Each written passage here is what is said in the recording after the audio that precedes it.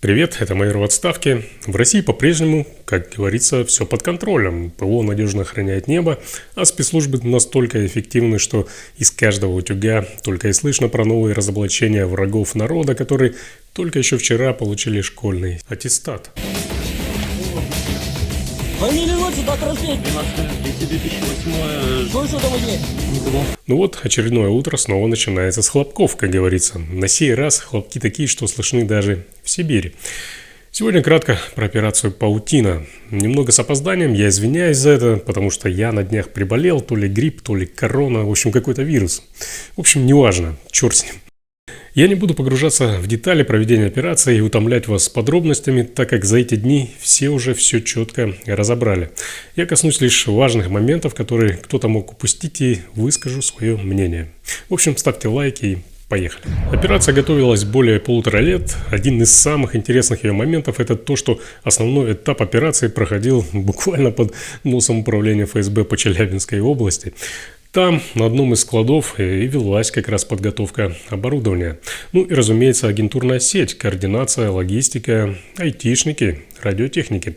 Все это посреди страны, которая на каждом столбе вешает камеры, но при этом умудряется прозевать, скажем так, вылазку по масштабам, сравнимую с военной катастрофой. Для тех, кто забыл, ну или для тех, кто не знал, да потом еще забыл, напомню, что операция «Паутина» заключалась в атаке на российские стратегические бомбардировщики с использованием маленьких дронов, которые управлялись через интернет-сигнал.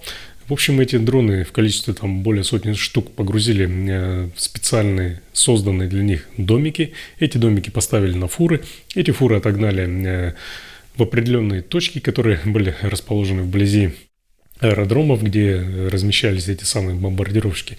И потом у этих домиков сорвало крышу, из них вылетели целый рой, скажем так, этих дронов и отправились к аэродромам, где и нанесли повреждения этим самым бомбардировщикам. В общем, по некоторой информации было уничтожено несколько десятков этих самых самолетов. И, кстати, это невосполнимый ущерб, поскольку в России эти самолеты тупо уже не производятся. Но об этом я скажу немного позже. В общем, российская военная машина получила значительный ущерб. Это, кстати, все произошло 1 июня. Как и все гениально, эта операция также отличалась своей определенной простотой. Для атакующих дронов были созданы специальные домики, которые выглядели как дачные бытовки.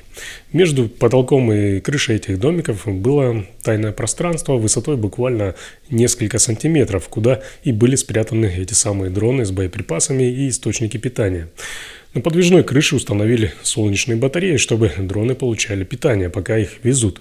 Домики погрузили на фуры и отправили к аэродромам. В определенных точках вблизи аэродромов крыши у домиков поехали, то есть дистанционно были открыты, и дроны полетели прямо к своим целям. Вот он, коптер опять взлетел. Откуда взлетает, ничего не понятно, блядь. Вот он, клоун, блядь. Оба ни с того ни с сего, сука. Оба! Вот дела, блядь. Ну, а дальше вы знаете, треть стратегической авиации ватного фюрера отправилась вслед за русским военным кораблем. Так вот, и всю эту нехитрую конструкцию собирали на складе в Челябинске под носом у клоунов из ФСБ. В общем, пока ФСБшники охотились на школьников и пенсионерок, у них во дворе представители иностранного государства, с которым идет война, я напомню, собирали машины для уничтожения российской стратегической авиации. Идиоты, клоуны, я представляю, какой сейчас у челябинских силовиков в кабинетах, особенно ФСБшных, пиздец творится. Разносят, я думаю, там всех. В итоге минимум 4 аэродрома, которые еще вчера были священной коровой путинской пропаганды и его гордостью, сегодня просто список адресов, где теперь валяются обугленные останки когда-то гордой стратегической авиации. Белая, Оленя, Дягилева, Иваново. Отличная география для туриста-любителя. Только если вы, конечно, любите запах сгоревшего керосина. Особое спасибо еще раз хотелось бы сказать профессионалам российской контрразведки. Вот этим самым асам, которые в любой другой день рапортуют о пойманном школьнике или разоблаченной пенсионерке.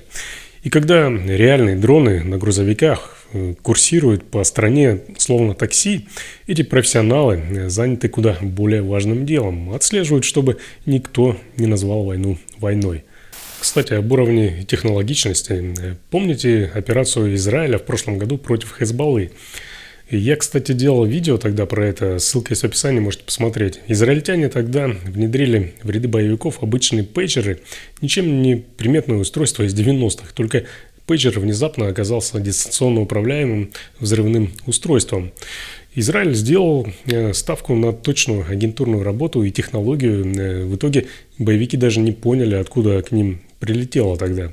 Но операция «Паутина» стала самой дерзкой и профессиональной за последние годы. Если сравнивать ее с операцией Израиля с пейджерами, то «Паутина» стала гораздо более профессиональной, эффективной и слаженной. В общем, моль угодила на этот раз в паутину. В сухом остатке минус десятки стратегических самолетов, миллиарды долларов ущерба и позор на весь мир. Напомню, что восполнить потерянные самолеты Россия не сможет, их больше не производят. Эти древние динозавры достались Путину от предыдущей цивилизации, которая их производила. Я о Советском Союзе, конечно, если что. Ну а вы о чем подумали? Помните, после начала вторжения в Украину Ватный повольнял нескольких ФСБшных шишек, а некоторых даже вроде как и посадили за то, что они плохо подготовили агентурную сеть в Украине перед началом войны. Говоря проще, они не смогли подготовить фон для вторжения и не смогли организовать переворот. Максимум, чего тогда добилась ФСБ и ее так называемая агентура, это несколько пророссийских граффити на стенах домов. В общем, полный провал. К чему это я? Посмотрите на операции ГУР или СБУ на территории России. Это ликвидация военных преступников, атаки на военные объекты, подрывы железных дорог и, конечно, последняя операция «Паутина». Все они требуют серьезной агентурной работы, которая на территории врага возможна только при наличии, на мой взгляд, трех составляющих.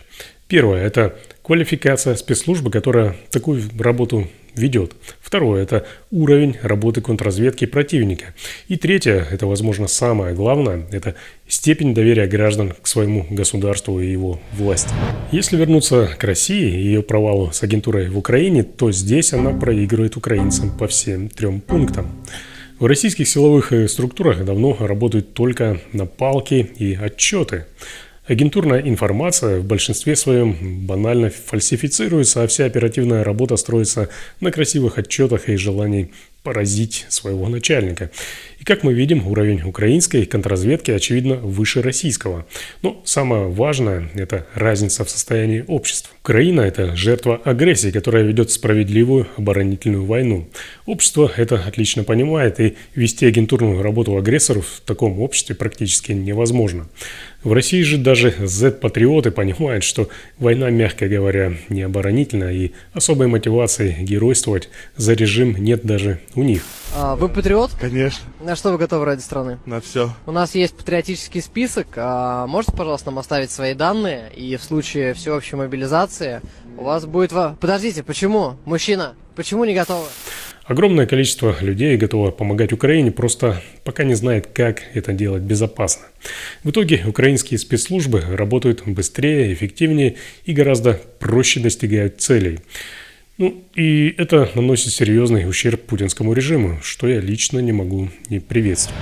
В общем, итог этих событий последних дней такой. Идет 4-й год войны, целью которой Путин поставил не только уничтожить Украину как государство, но и отодвинуть угрозу НАТО подальше от своей границы, а также повысить безопасность России.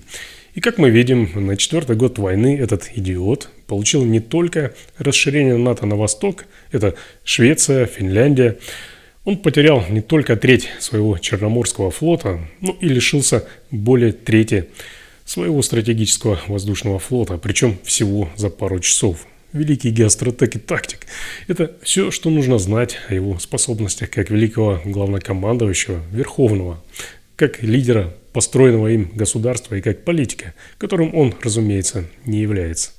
А еще эта операция «Паутина» показала, что варианты бороться безопасно против режима и помогать Украине все-таки есть. Главное делать это с умом. Ведь, как вы знаете, все, кто был причастен к этой операции, были успешно эвакуированы за пределы России. У меня на сегодня все. Спасибо, что досмотрели это видео до конца. Напомню, что меня зовут Олег Кашинцев. Я бывший оперативник, майор полиции в отставке из Ярославской области, кстати. Обязательно ждите новых интересных и полезных видео. Для получения оперативной информации не забывайте также подписываться на мой телеграм-канал, ссылка есть в описании. Информация там обновляется каждый день, и она там без цензуры, и все как есть. Если у вас есть важная информация, которая поможет открыть правду, например, коррупции в органах, или поможет спасти кого-то от готовящегося политически мотивированного уголовного преследования, можете прислать ее мне. Как это сделать безопасно, вы также можете узнать в моем телеграм-канале. Ну и как всегда, ставьте лайки, делитесь этим видео и подписывайтесь на этот канал. Здесь вас никто не обманет.